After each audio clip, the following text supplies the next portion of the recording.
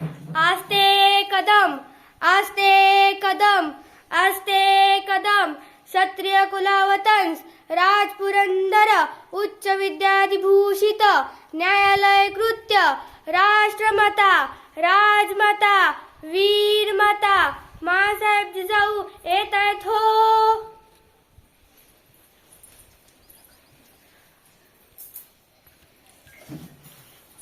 सेनापती दरबाराची कारवाई सुरू करा. घेऊन या त्याला. अरे हट, सोड म्हणतोय की. सांगितलं कळत नाही का? आजपर्यंत मला पकडण्याची कोणाची हिंमत झाली नाही. मी कोणाला घाबरत नाही. कोण आहे रे तिकडे? आऊसाहेब याने. आऊसाहेब हा आपल्या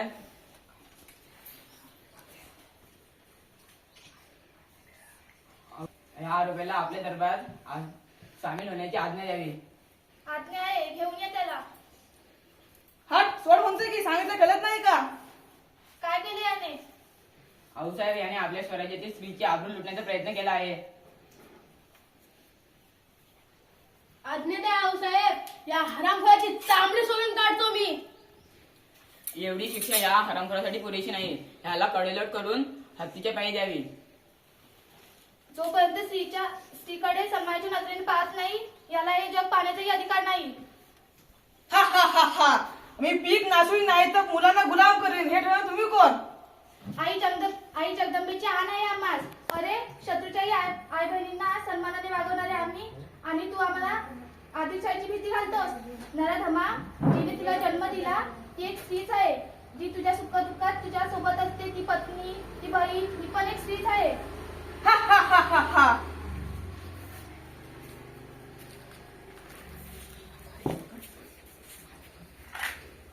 अंगणातील तुळस, गोठ्यातील गाय आणि घरातील माय यांच्यावर जर कोणी वाईट नजर टाकली तर त्याची गय केली जाणार नाही.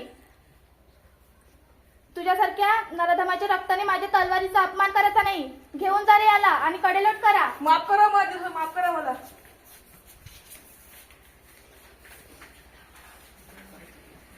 सेनापती पुढची कारवाई सुरू करा. घेऊन या रे त्याला. काय केले याने?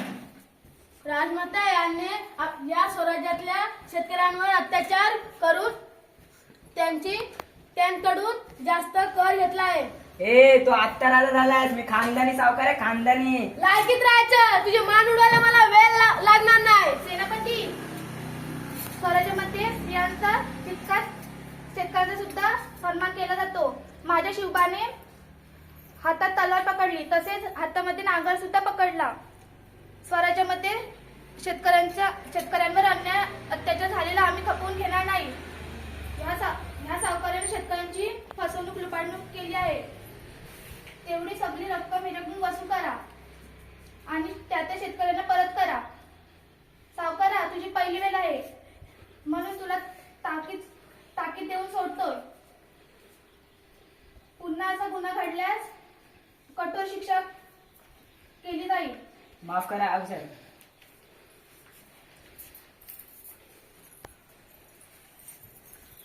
असे होत्या जिजाऊ. असं होतं जिजाऊंच्या स्वराज्याचं स्वप्न. जिथे स्त्रिया सुरक्षित होत्या, तिथे शेतकरी आनंदात राहत होते. आजच्या जिजाऊ जयंती निमित्त त्यांना मानाचा मुजरा.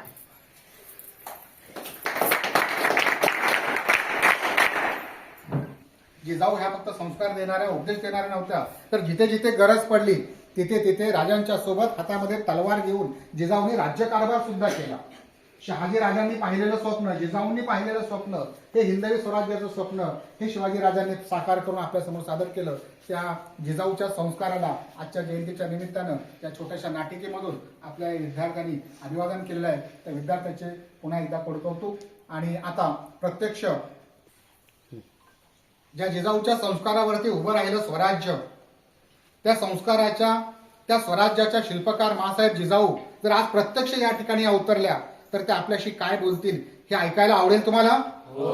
चला तर मग येत आहेत मासाहेब जिजाऊ. ओळखलत का मला? कोण आहोत आम्ही? बर. आम्हाला स्वराज्य हवं होतं आणि आमचं हे स्वराज्य शिवाजी महाराजांनी स्थापन केलं.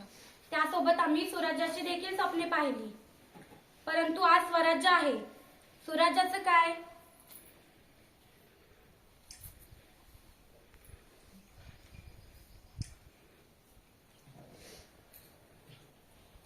कोणत्याच मुलीबाईकडे वाकडी नजर घालून बघणार नाही असं आमचा शिवबा म्हणाला होता. पण आज अगदी चिमुकल्यांवर सुद्धा अत्याचार होत आहेत. याचं काय?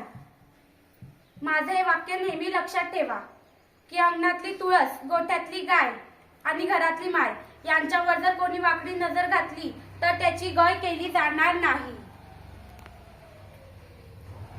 एवढंच नाही तर हा राग, द्वेष, क्रोध कोणाचा?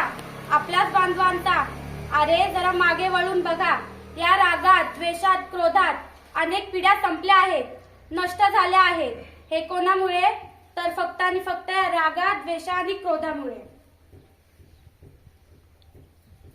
कोणाकोणाला माहित आहे की तो क्षण व त्यावेळेस माझं बोललेलं हे वाक्य की न वाकणार न झुकणार, अन्यायाविरुद्ध पलटून वार करणार, हे हिंदवी स्वराज्य आहे. इथे आया बहिणींची पूजा केली जाते. जाऊन सांग तुझ्या बादशहाला, पुण्याची जहागिरी आता महाराज साहेबांची अर्धांगिनी चालवते. एवढंच नाही तर हे पण की जे काही बरं वाईट व्हायचंय ते बघूच. आम्ही काही मूषकाच्या घरी जन्माला आलो नाही, तर आम्ही वाघाच्या घरी जन्माला आलो आहोत आणि सिंहाची सहचारिणी म्हणून जगत आहोत. कोणाकोणाला माहित आहे हे वाक्य? बरं, ते सर्व जाऊ द्यातच, पण शेवटी मी हेच बोलून थांबेन की एकत्र व्हा, राग, द्वेष, क्रोध सर्व मिटवा, बंधू भावनेने राहा. धन्यवाद.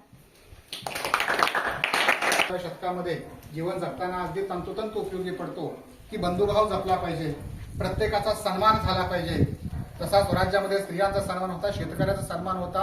या जे स्वराज्य होतं ते प्रत्येकाला माझं असं वाटत होतं. ही भावना स्वराज्याची या जिजाऊ मासाहेब जिजाऊंनी आणि बाल शिवबांनी या ठिकाणी निर्माण केली होती.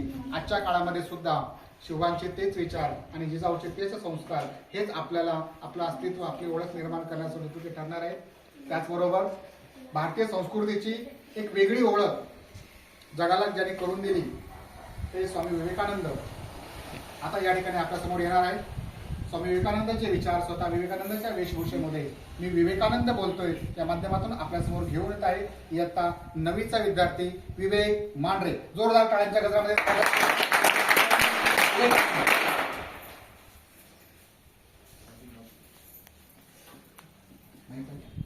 बंधू आणि भगिनींनो, ओळखलं का मला?